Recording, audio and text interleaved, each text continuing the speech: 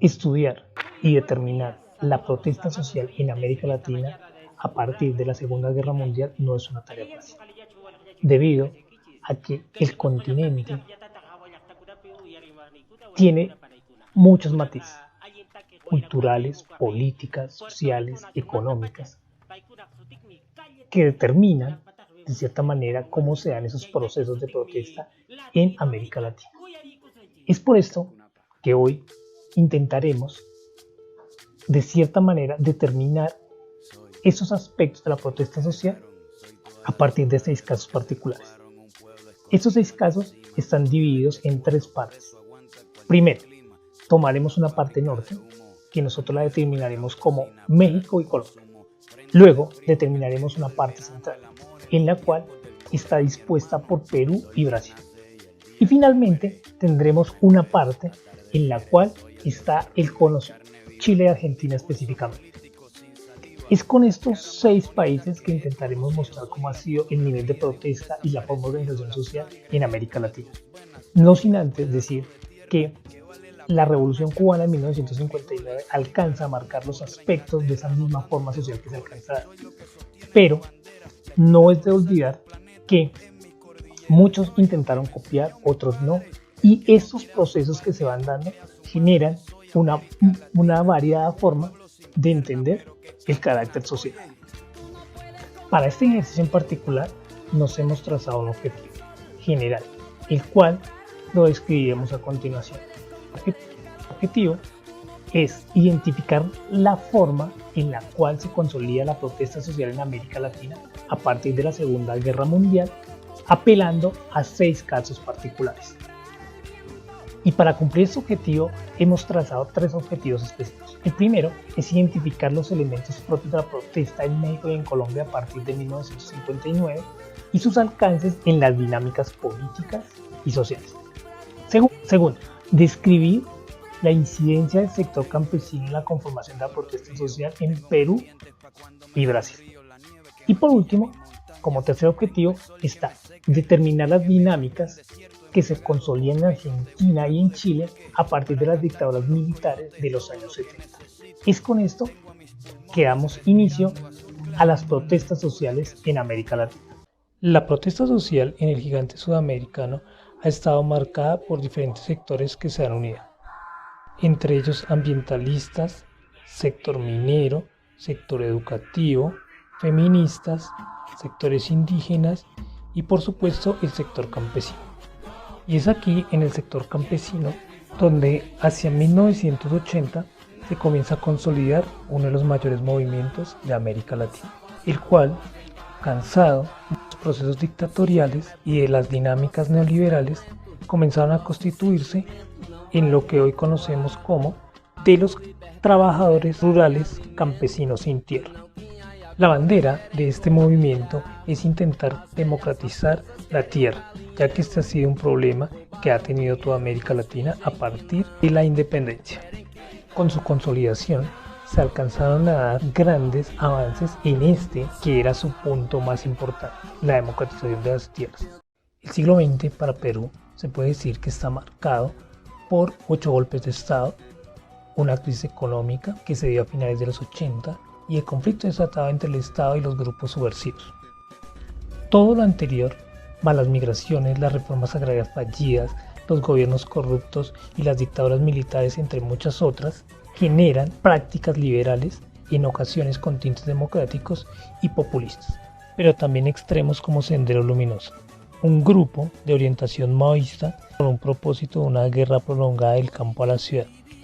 Los militantes de Sendero Luminoso constituyeron núcleos para generar movimientos barriales, el movimiento femenino, popular, el movimiento obrero y el movimiento de campesinos pobres. Esto generó grandes focos de violencia por parte del Estado y por parte de las guerrillas. De manera que este es uno de los momentos fundamentales en Perú porque hay un antes y un después de Sendero Luminoso, que marcó una nueva pauta en las formas de hacer protesta social en América Latina. Un hecho muy importante que marcó la historia latinoamericana fue la Revolución Cubana. En este hecho, los ciudadanos entendieron la importancia de reivindicar los derechos que se estaban violando bajo sus gobiernos dictatoriales y de carácter conservador. Para hablar de la protesta social en México y en Colombia, vamos a mencionar dos hechos de gran relevancia que tuvieron como principales actores a los estudiantes de la Universidad Nacional Autónoma de México y de la Universidad Nacional de Colombia. Por represión, podríamos definir a la forma en que se contiene, se detiene y se castiga las actuaciones políticas o sociales desde el poder por parte de las autoridades públicas, restringiendo así los derechos fundamentales o derechos humanos de los ciudadanos. La masacre de Tlatelolco, que tuvo lugar el 2 de octubre de 1968, fue una protesta que se originó a raíz de varias banderas que tenían los estudiantes de la Universidad Nacional Autónoma de México. Entre estas peticiones estaban la libertad de los presos políticos y la reducción o eliminación del autoritarismo. De fondo, el movimiento buscaba un cambio democrático en el país tras décadas del mismo partido gobernante y mayores libertades políticas y civiles, menor desigualdad y la salida del gobierno del Partido Revolucionario Institucional, al que consideraban autoritario. La policía y el ejército, que vigilaban la manifestación, decidieron abrir fuego contra los manifestantes, gran mayoría estudiantes, que asustados corrían por salvar sus vidas. Con francotiradores en las ventanas y carrotanques abrieron paso a una masacre sin precedente en la cual se estima que murieron entre 200 y 300 personas, y a pesar de esto, hubo total impunidad para los responsables. En Colombia, un hecho bastante similar a lo ocurrido en México tuvo lugar el 8 y 9 de junio de 1954.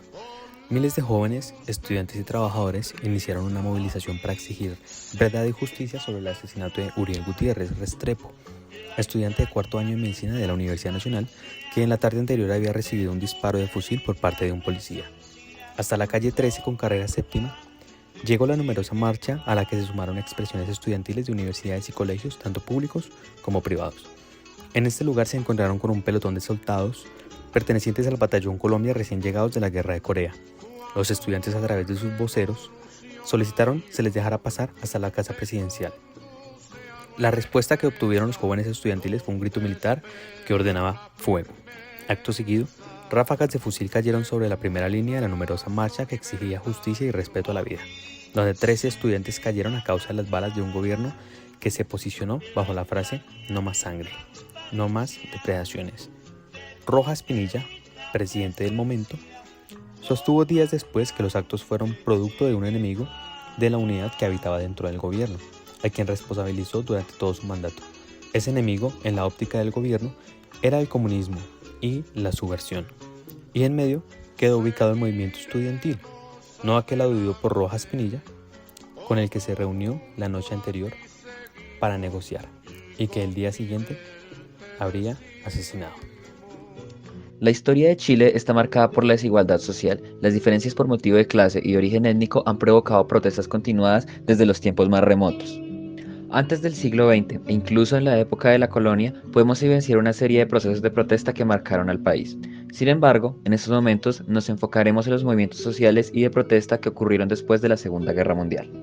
Estableciendo un punto de partida cronológico, podemos destacar en primer lugar los acontecimientos de protesta ocurridos en 1957, cuando la subida de los billetes de transporte público generó grandes protestas, sobre todo por parte de estudiantes y de trabajadores.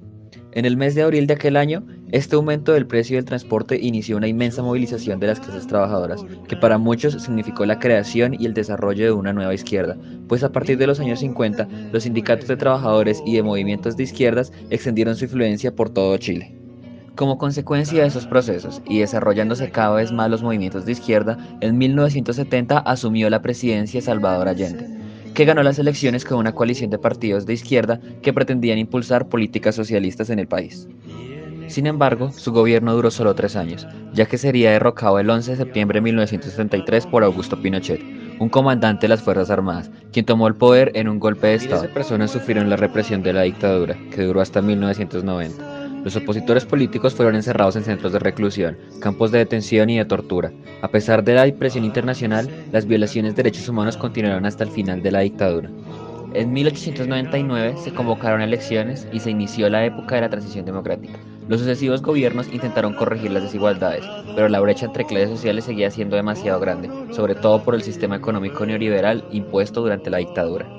En mayo de 2006, bajo la presidencia de Michelle Bachelet, se produjo otro fuerte movimiento de protestas. Durante la llamada Revolución de los Pingüinos, los estudiantes de secundaria se manifestaron para exigir mejoras en la calidad de las territoriales, un movimiento social que reclamaba reformas para reducir la desigualdad económica.